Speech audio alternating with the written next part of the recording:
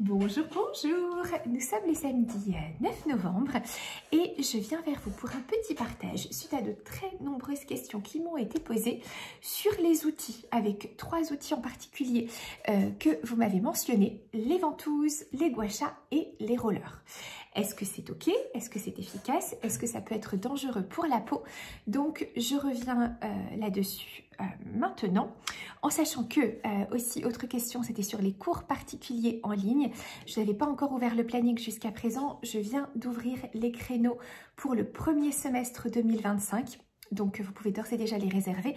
Je vous mettrai le lien en story pour les cours particuliers en ligne. Pourquoi j'en parle? Parce que c'est aussi l'occasion pour nous de discuter des outils en complément de vos mains qui peuvent être les plus adaptés aux besoins de votre visage. Alors, je vais commencer par le premier, le plus doux, le plus consensuel, qui est le roller, qui a donc la propriété, comme son nom l'indique, de venir rouler sur notre peau. On l'utilise surtout en drainage lymphatique, avec ces mouvements qui sont de l'intérieur vers l'extérieur et du haut vers le bas, mais on peut aussi l'utiliser par des mouvements de va-et-vient sur des zones que nous voulons par exemple relaxer, mais aussi sur une peau que nous voudrions comme repasser. Et je vous ai parlé à de nombreuses reprises au cours des derniers mois du fameux fascia que nous ciblons notamment lorsque nous posons les tapes, mais qui peut bien sûr être aussi relubrifié, stimulé, réharmonisé par l'utilisation du roller. Le fascia, si on s'en souvient, c'est comme un maillage élastique de fibres de collagène et d'élastine qui sont plongées dans un milieu aqueux. Avec le temps, notre fascia va se rigidifier, va devenir collant et dur à certains endroits, va perdre de sa lubrification et les mouvements qui consistent à faire rouler quelque chose, ce que vous retrouvez d'ailleurs avec les rollers, vous savez, de pilates au niveau du corps, où on va dénouer les fascias, ou comme nous l'avons travaillé dans nos ateliers avec Yuki, avec les bambous ou les bouteilles en verre, sont vraiment excellents pour venir libérer les adhérences au niveau du fascia, le relubrifier, l'assouplir et permettre d'harmoniser finalement les substances qui sont à l'intérieur. Donc on peut l'utiliser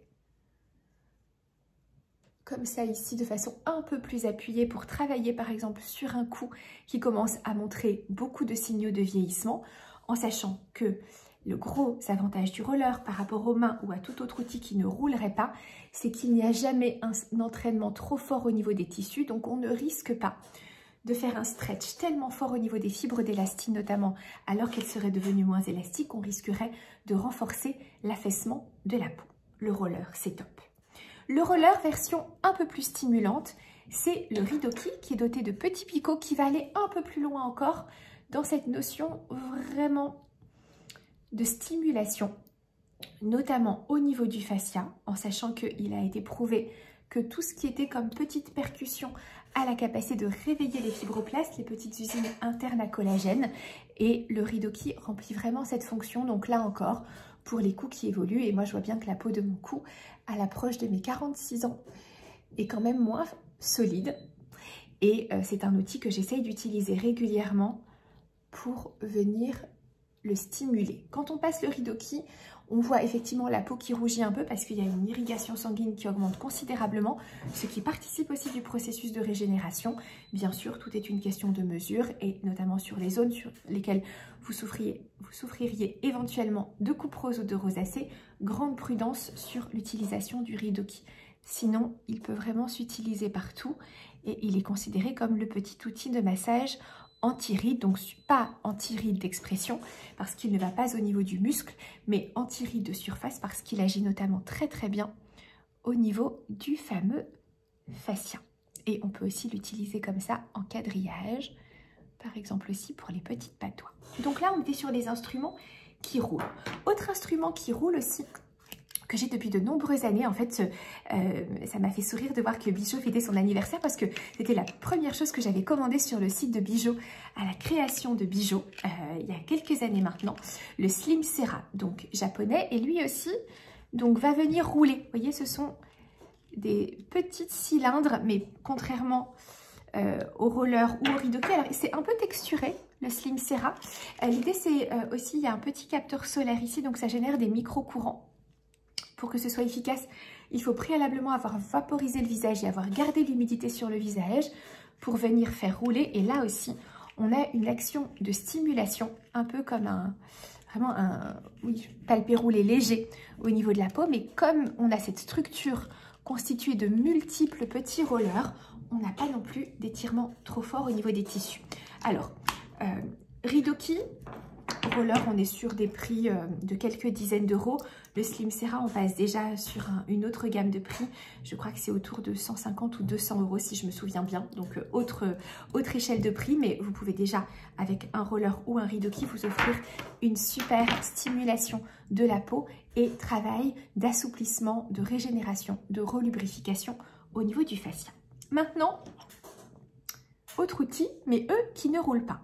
Le champignon, qu'on appelle mushroom, et le gua sha. Et là, on se dit, on fait extrêmement attention à la préparation de la peau. Autant sur les 3 outils précédents, en général, bien sûr, on a appliqué quelque chose sur la peau, mais ça peut être quelque chose de léger parce que par nature, l'outil roule. Là, on arrive sur des outils qui vont accrocher la peau lorsqu'on va les passer dessus et qui nécessitent donc préalablement qu'elle soit extrêmement bien huilée ou nourrie si vous avez une crème extrêmement nourrissante qui fait que l'outil passe bien. Et là, eh bien, tout de suite, un gua sha, ça fait des plis.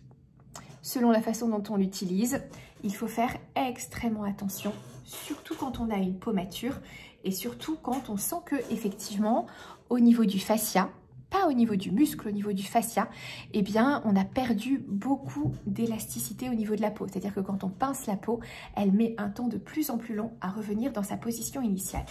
Quand c'est le cas, cela veut dire que les fibres de collagène et d'élastine sont fragilisées, elles sont moins denses, elles sont moins élastiques. Donc ça veut dire que si on tire trop fort dessus, on ne va pas leur permettre en fait de revenir dans leur position initiale.